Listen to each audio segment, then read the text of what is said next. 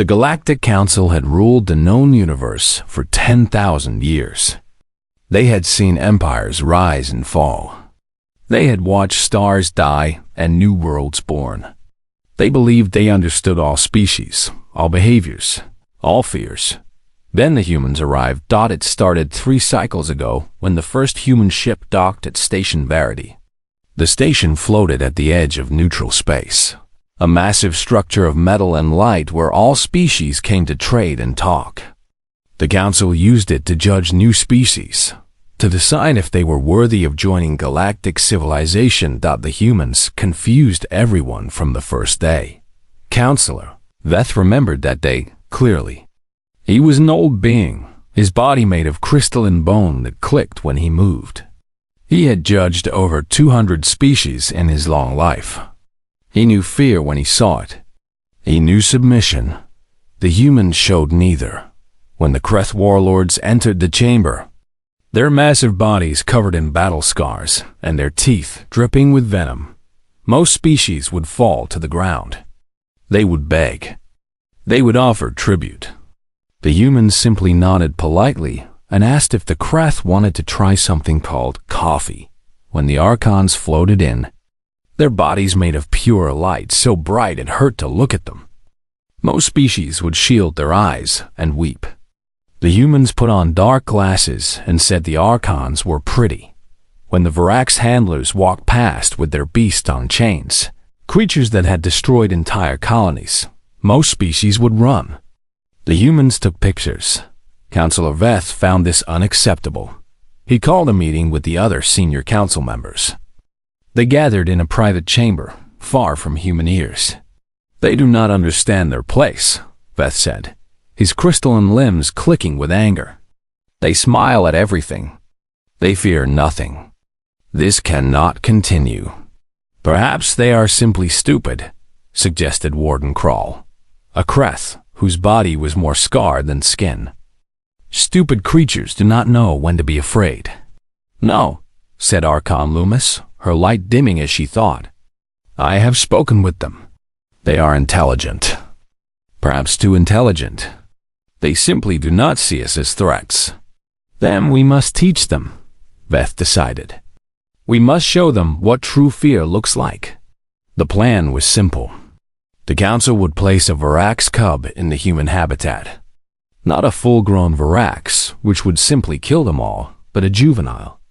Young enough to be survived, old enough to terrify. The humans would scream and beg, and finally understand that they were small creatures in a universe of monsters.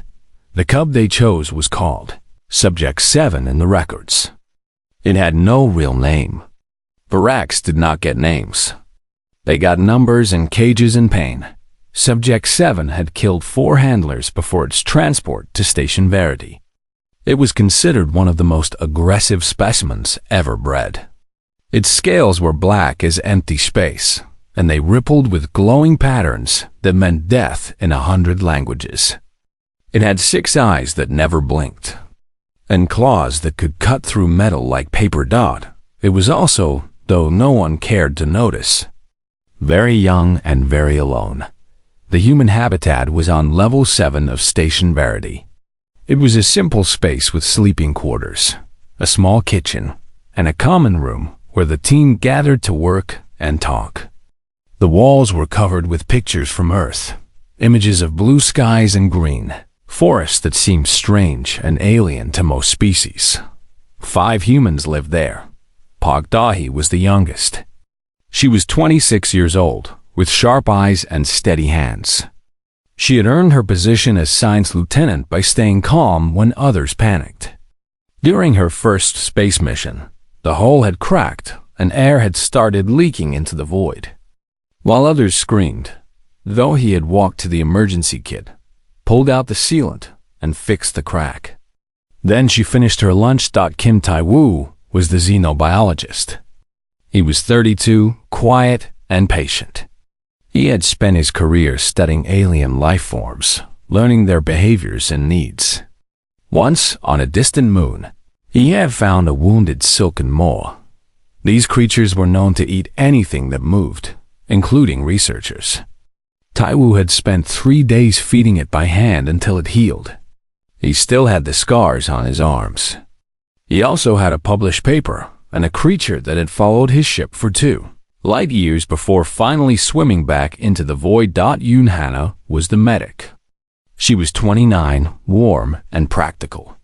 She had joined the space program because she wanted to help people, and she did not see why that should stop at the edge of Earth's atmosphere. She kept bandages in every pocket and snacks in every drawer, because she believed most problems could be fixed with proper care and a good meal. Dr. Cho Yunji was the team psychologist. She was 41, calm and observant. Her job was to keep the team mentally healthy during long missions, but she had also become the unofficial expert on alien psychology. She found other species fascinating. She kept detailed notes on every interaction, every misunderstanding, every small moment of connection. Captain Bei Jisu led them all. She was 45, with gray streaks in her black hair and steel in her spine. She had commanded ships through wars and wonders.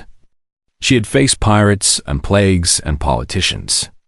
Nothing in the universe scared her anymore, but many things made her angry. Injustice made her angry. Cruelty made her angry. Bullies who picked on the weak made her very angry indeed. None of them knew what was coming. It was evening in the habitat, which meant the lights had dimmed to match Earth's natural cycle. Dahi was reading a book on her tablet. Taiwu was reviewing data from his latest scans. Hannah was making tea. Yunji was writing in her journal. Jisu was going over reports at her desk. The door hissed open. No one had knocked. No one had requested entry. The door simply opened, and a dozen armed guards marched in, pushing a large cage on wheels. Jisu stood immediately. What is the meaning of this? Counselor Veth followed the guards, his crystalline body catching the dim light. Behind the glass walls of the habitat, dozens of alien faces pressed close to watch. Word had spread quickly. Everyone wanted to see the humans finally break. Captain Bei, Veth said, his translator turning his clicking sounds into flat human words. The council has decided to conduct a test. A simple evaluation of your species' responses to stress. We did not agree to any test. Your agreement is not required. Inside the cage, something moved. Something dark and terrible. 6 eyes opened and fixed on the humans with pure hunger. Veth gestured, and the guards moved back. This, he announced, is a Varax, one of the deadliest creatures in known space. Let us see how humanity faces true fear. The cage door opened. 3 days passed, and the universe changed. The Varax cub did not leave Park Dohi's side. It followed her like a shadow made of scales and claws. When she walked, it walked beside her. When she sat, it curled at her feet. When she slept, it pressed against her back, its cold body soaking up her warmth. Like a plant drinking sunlight. The council observers watched everything through cameras and glass walls. They recorded every moment. They analyzed every behavior. And they understood nothing. It should have killed her by now, said one Kreth scientist, reviewing the footage for the 100th time. Varax do not bond. They do not attach. They kill and eat and sleep, and then they kill again. This one does not, said his colleague, equally confused. This one plays. Playing had started on the second day. Kim Taiwu had been reviewing his research notes when the Varax approached him. He tensed, ready for anything, but the creature simply dropped something at his feet. It was a small metal ball, part of some equipment that had rolled under a cabinet. The Varax looked at the ball, then at Taiwu, then at the ball again. Do you want me to throw it? Taiwu asked, feeling slightly foolish. The Varax's tail wagged. Actually wagged, like a dog waiting for a treat. Taiwu threw the ball. The Varax chased it, caught it, and brought it back. Its 6 eyes were bright with something that looked very much like joy. Impossible, muttered Counselor Veth from behind the glass. Varax do not play. But this Varax did. It played with balls and ropes and crinkled paper. It chased laser pointers that Yunhana waved across the floor. It pounced on shadows and wrestled with pillows, and once, memorably, got its head stuck in a waste bin while trying to investigate interesting smells. The humans laughed when that happened. The Varax seemed to like making them laugh. It repeated behaviors that got positive responses. It learned names. It came when called. Dohi had started calling it Bam, which meant night in Korean. The name fit. The creature was dark as midnight, with patterns like stars glowing across its scales. But there was nothing dark about its personality anymore. Bam was curious and playful, and desperately, achingly affectionate. It's touch-starved, Dr. Cho Yoonji explained to Captain Jisoo on the third evening. They were sitting in the small kitchen, while Bam dozed in Dahi's lap across the room. Classic signs. It craves physical contact because it was denied any positive contact during its entire development. Every touch it received was painful. Shock sticks, tranquilizers, restraints. Now it's experiencing gentle touch for the first time, and it cannot get enough. Jisoo watched the sleeping creature. Its scales showed steady blue now, occasionally rippling with soft purple when it dreamed. So the council tortured it. They did not see it as torture. They saw it as training. They wanted to create a perfect predator, so they stripped away everything that was not predatory. But they forgot something important. What? Predators are still animals. And animals need more than food and shelter. They need connection. They need pack. They need love. Yoonji smiled sadly. The council created a weapon by breaking a baby. The humans fixed the baby by treating it like a baby. The next morning, the council demanded answers. They assembled in the observation chamber. A dozen senior members from a dozen different species. Councillor Veth stood at the front, his crystalline body rigid with frustration. Behind the glass, the humans went about their morning routines, apparently unconcerned about being watched. Bam was eating breakfast. This, too, was unprecedented. The racks were fed through automatic dispensers that dropped raw meat into their cages. They fought and snapped and swallowed chunks whole. But Bam sat patiently while Taiwu prepared its food, mixing the standard Varax nutrition paste with something that smelled like fish. When Taiwu placed the bowl on the floor, Bam waited until he stepped back before eating. It ate slowly, carefully, without the frantic desperation of a creature that feared its food would be taken away. "You have contaminated our weapon," Beth accused when Captain Jisoo came to address the council. Subject 7 was a valuable military asset. Now it is this. He gestured at the glass with disgust. Jisoo looked at Bam, who had finished eating and was now licking Taiwu's hand in what appeared to be gratitude. "It looks healthy to me." It was not meant to be healthy. It was meant to be deadly. "It is deadly," Jisoo said calmly. Those claws could still cut through metal. Those jaws could still crush bone. The only difference is that now it does not want to. Exactly. You have ruined it. We have not ruined anything. We have shown it an alternative to violence. Jisoo met the counselor's many eyes without fear. Your weapon failed because your premise was flawed. You assumed that fear was the only way to control a creature. You were wrong. Arkham Loomis drifted forward, her light gentle and curious. How did you know? How did you know that kindness would work? Jisoo smiled. We did not know.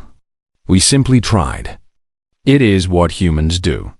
When we encounter something frightened and alone, we try to help. It is our instinct. Instinct? Veth clicked with disbelief. Your instinct when facing a deadly predator is to help it? Yes, that is insane. Perhaps. Jisoo shrugged. But it works. Behind the glass, something was happening. Bam had finished thanking Taiwu for breakfast and had wandered over to where Dohi was brushing her hair. The creature watched the brush moving through her dark strands with obvious fascination. Then it bumped its head against her hand. Dohi laughed and started brushing Bam instead, running the soft bristles over its scales. The Varax made that purring sound and practically melted into the floor with pleasure. 40,000 years ago, Dr. Yunji said, stepping forward to join her captain, humans on Earth encountered wolves. Wolves were predators. They had sharp teeth and strong jaws, and traveled in packs that could bring down prey much larger than themselves. They were dangerous. The council listened. The logical thing would have been to fear them, to drive them away, to kill them. Some humans did those things, but other humans did something different. Yunji smiled. They left food out.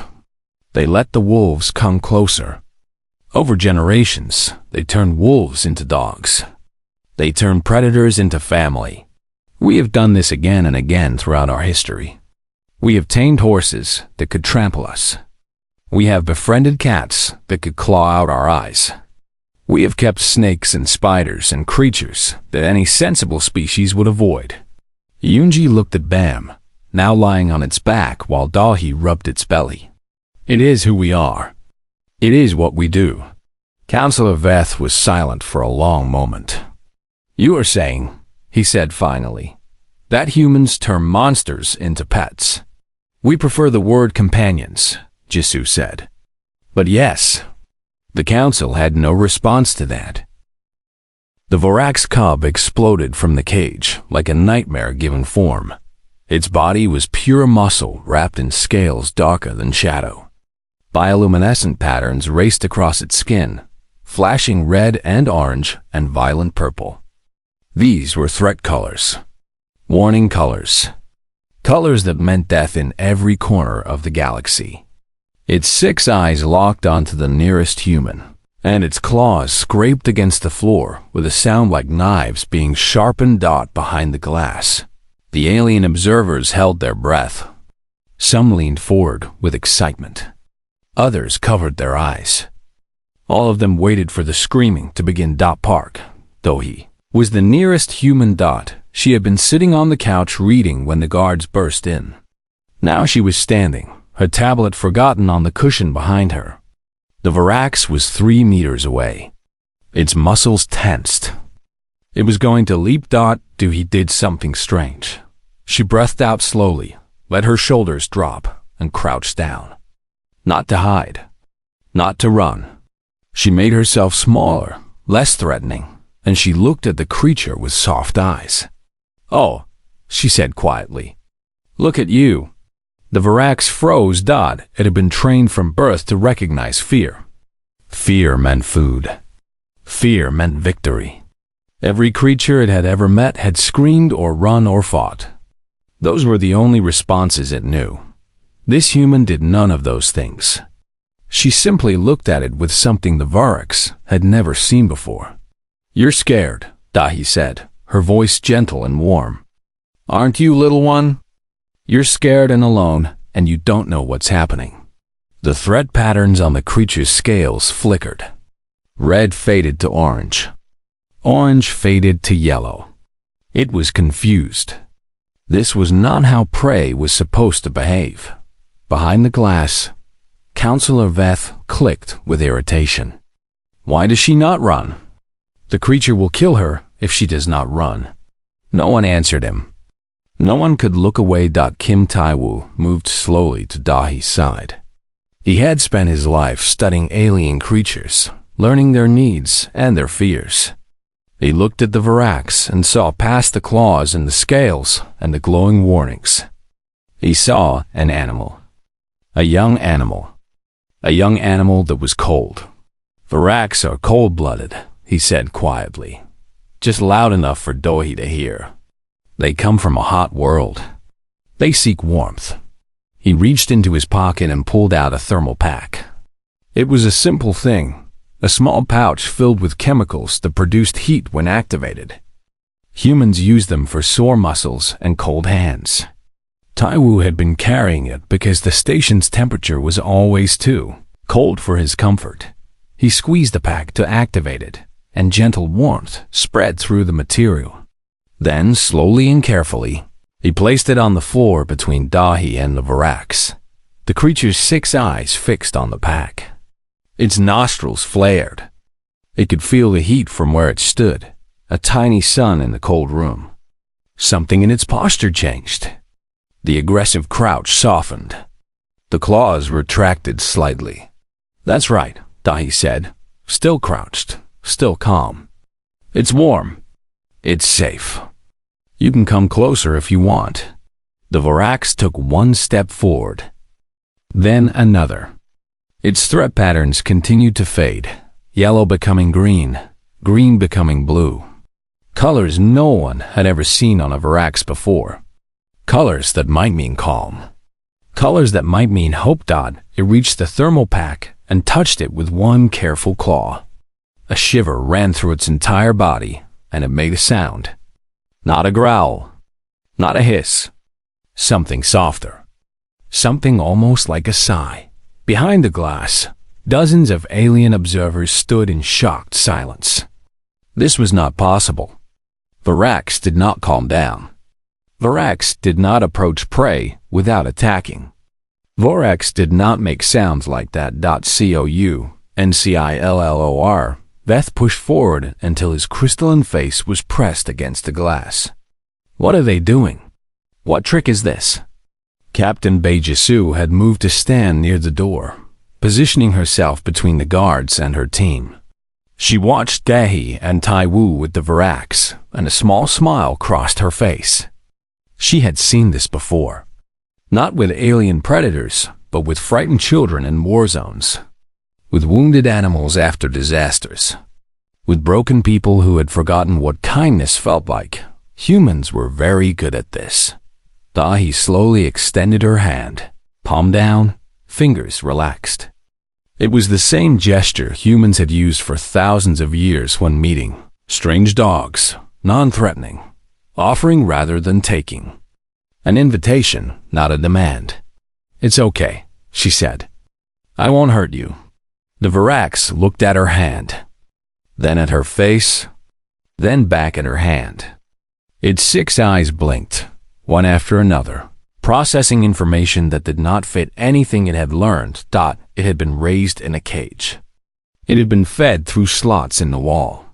The only hands it had ever known were the hands that held shock sticks and tranquilizer guns. Hands meant pain. Hands meant control. But this hand was different. This hand was open and warm and waiting. The Varax crept closer. Its belly nearly touched the ground, making itself small, making itself vulnerable. This was not predator behavior. This was prey behavior. This was the behavior of a creature that had decided, against all instinct, to trust. Its snout touched Dahi's fingers. She did not move. She barely breathed. The creature's scales were cool against her skin, smooth and surprisingly soft. Up close, she could see the fine patterns etched into each scale, like fingerprints, like snowflakes, each one unique. "Hello," she whispered. "It's nice to meet you." The Varax made that sound again, that soft, almost sigh.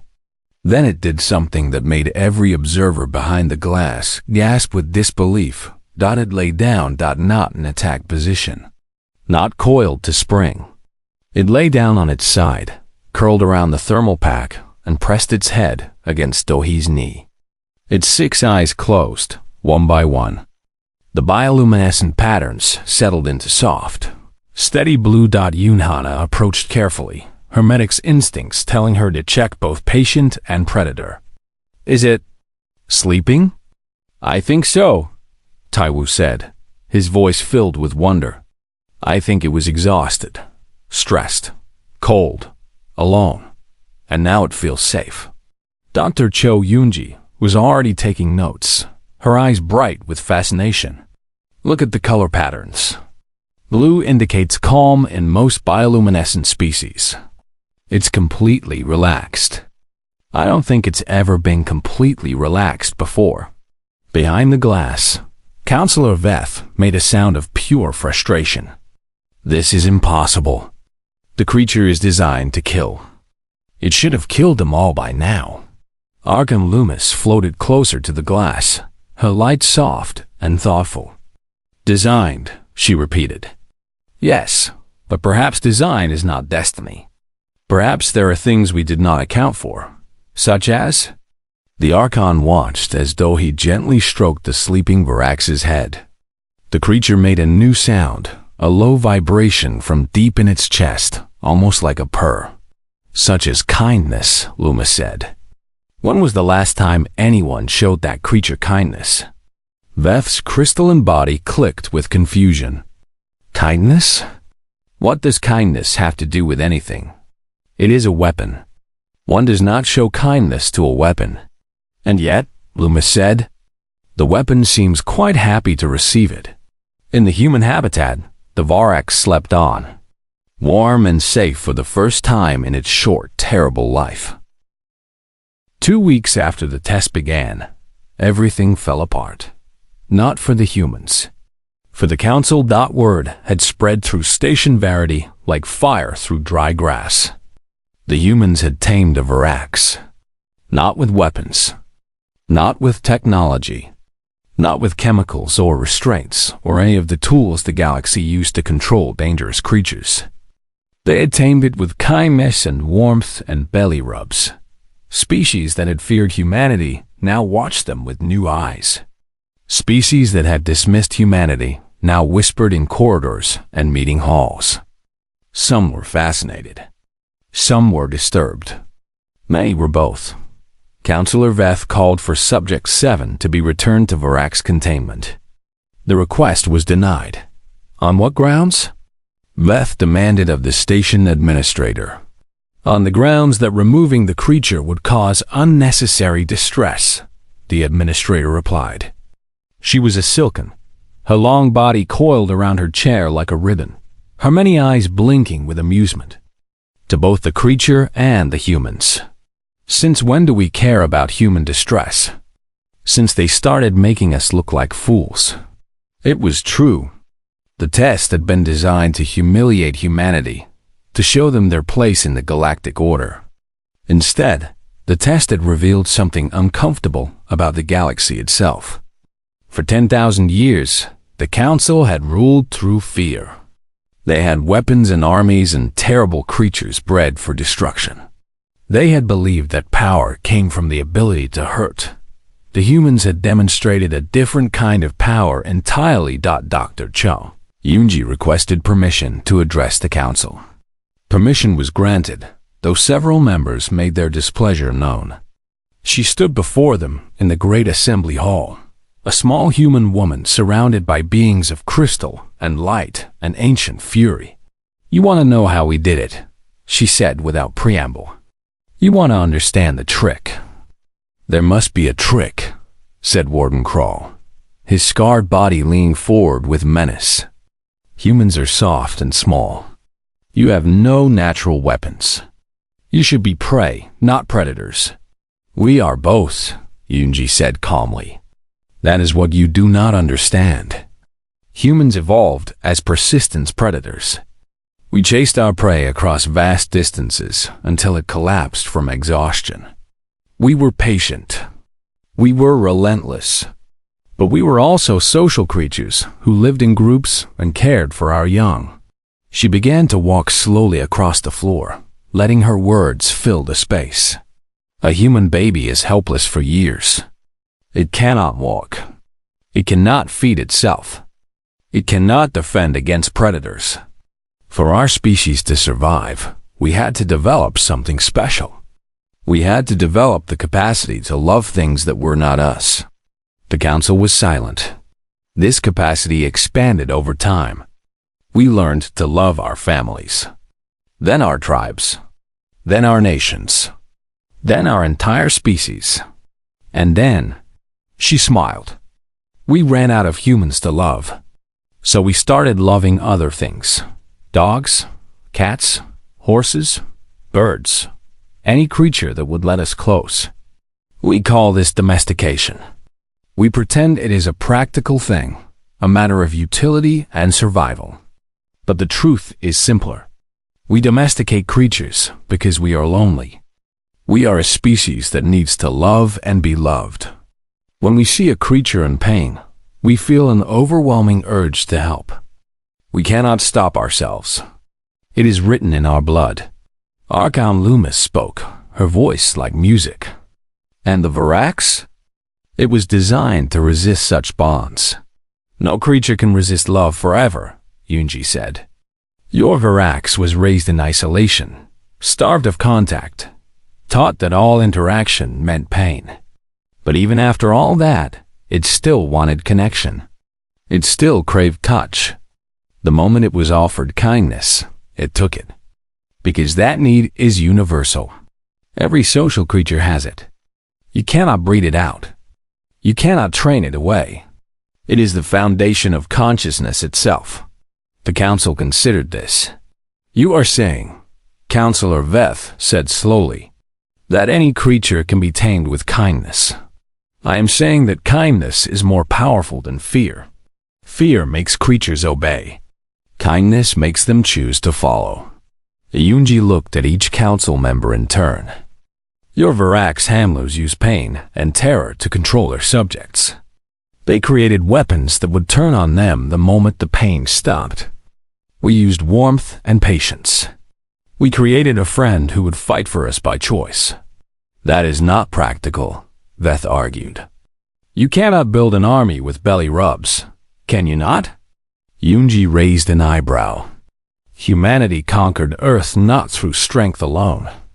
We did it through cooperation, through bonds of love and loyalty that made us willing to die for each other.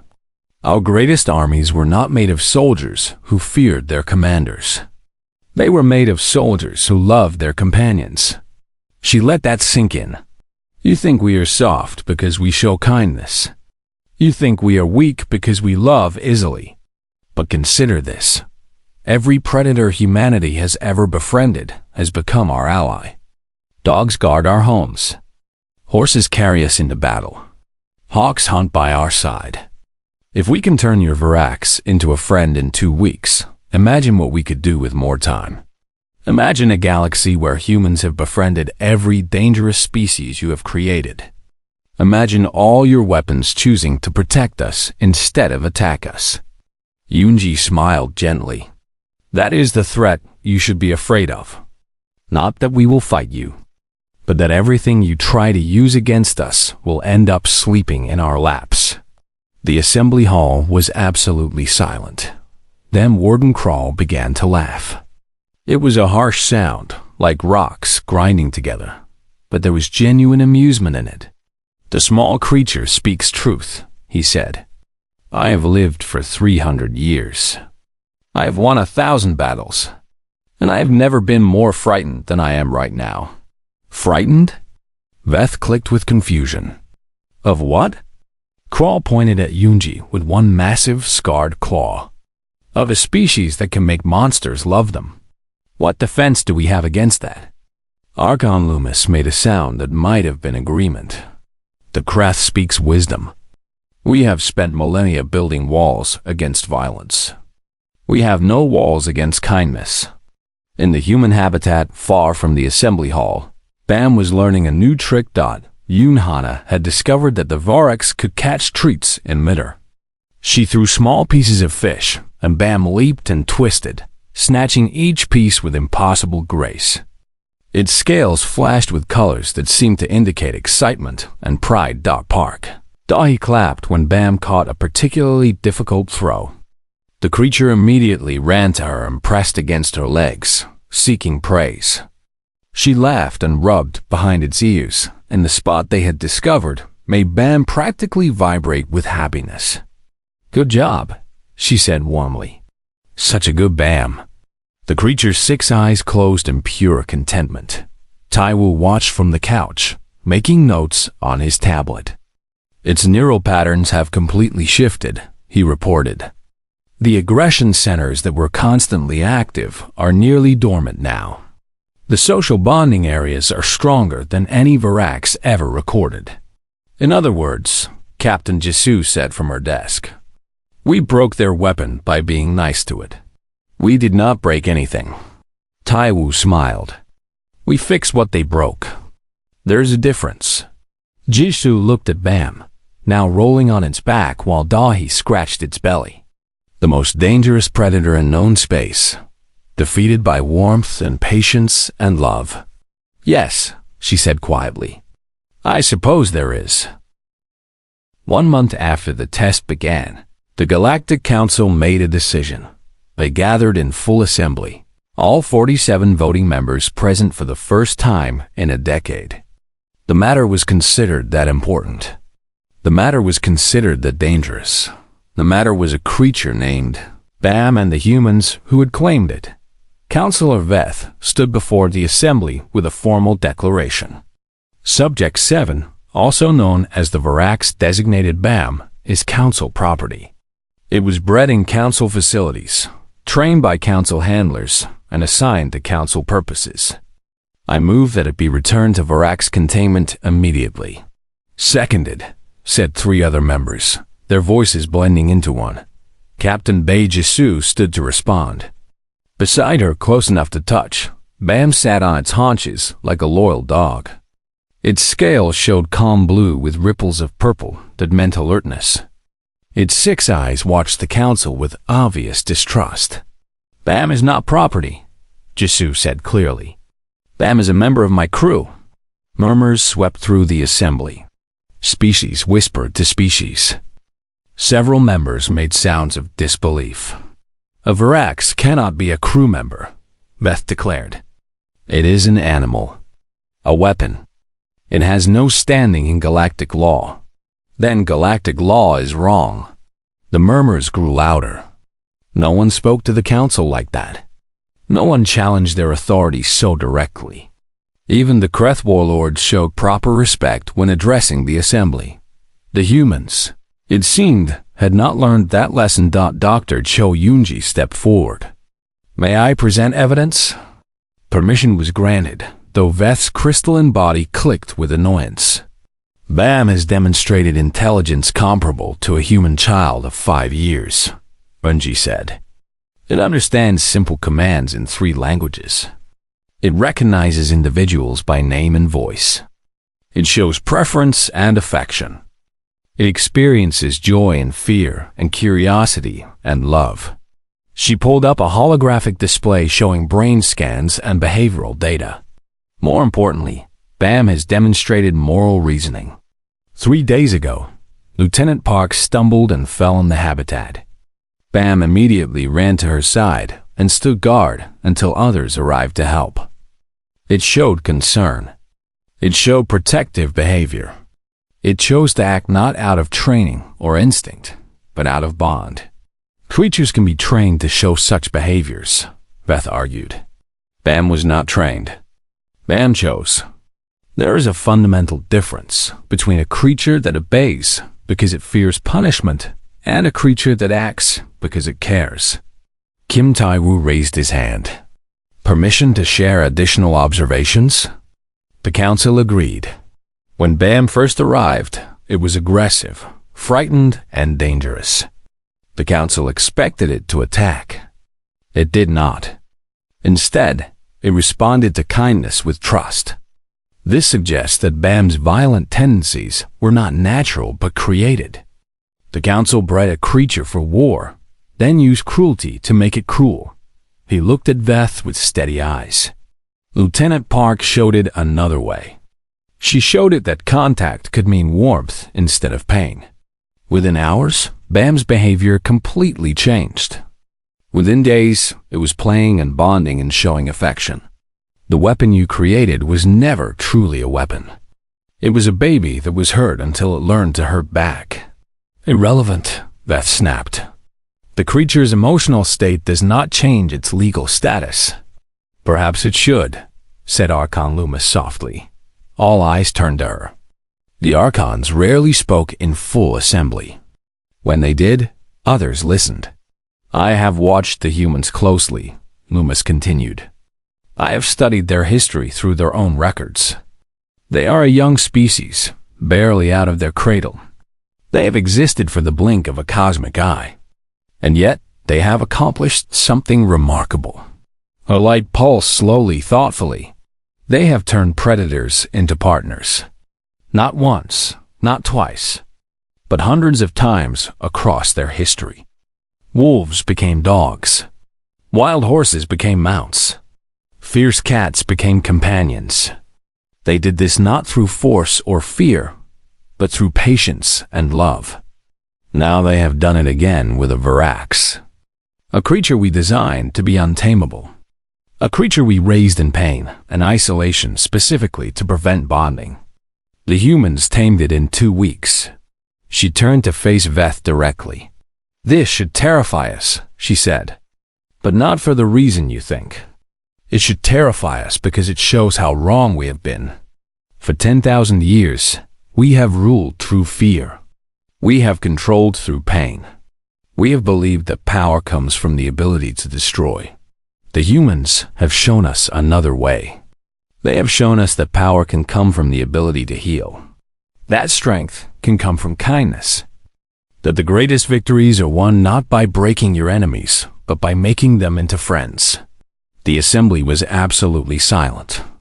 "I vote," Archon Loomis said, "that the creature designated BAM be recognized as a legal dependent of the human crew. Not property, not weapon, family." The vote that followed was the closest in council history. 24 members voted to return BAM to containment. 23 members voted to grant it legal status as part of the human crew. All eyes turned to the final voter. Administrator Sen, the Silken who ran Station Verity, had not yet cast her decision. Her many eyes blinked slowly as she considered. "I have watched the humans for 3 cycles," she said at last. "I have seen them smile at creatures that would terrify any sensible species. I have seen them offer food to predators and kindness to enemies. I thought they were foolish. I thought they were naive." She uncoiled slightly, her long body shifting. "I was wrong. They are not foolish. They are brave in a way I did not recognize. It takes courage to face a monster with open hands. It takes strength to answer violence with love." Her final eye opened, the one she kept closed except for important decisions. "I vote to grant the creature called BAM legal status as a dependent of the human crew. Let this be recorded in galactic law." The assembly erupted into chaos. But in the viewing gallery, 5 humans stood together, and the creature with 6 eyes and scales like midnight pressed against their legs. "Park." Dahi knelt and wrapped her arms around BAM's neck. The Virax made its purring sound and nuzzled against her shoulder. "You're coming home with us," she whispered. "You're ours now. Nobody can take you away." Captain Jisoo watched the council members argue and shout. Some were furious. Some were afraid. Some were looking at the humans with new respect. "This changes things," Yoonji said quietly at her side. "Yes," Jisoo smiled. "It does." Taiwu was already making notes. "We need to document everything. The behavioral changes, the bonding process, the environmental factors. If we can prove that Virax aggression is created rather than natural, then we can save others," Hana finished. "We can show them that these creatures are not monsters. They are just scared children who were never shown love."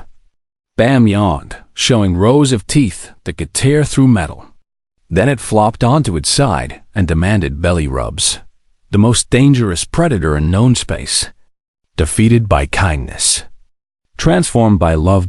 As the humans left the assembly hall, BAM padding happily between them, Councillor Veth watched with something he had never felt before.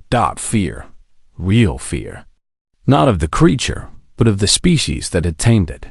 Archon Loomis drifted to his side. "You understand now," she said softly, "why I voted as I did."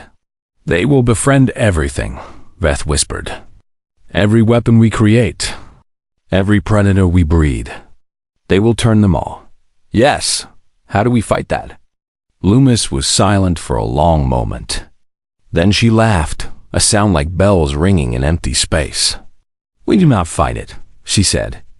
"We pray they decide to befriend us too." In the corridor beyond, Bam chirped happily and chased its own tail, while 5 humans laughed with pure joy. The galaxy would never be the same.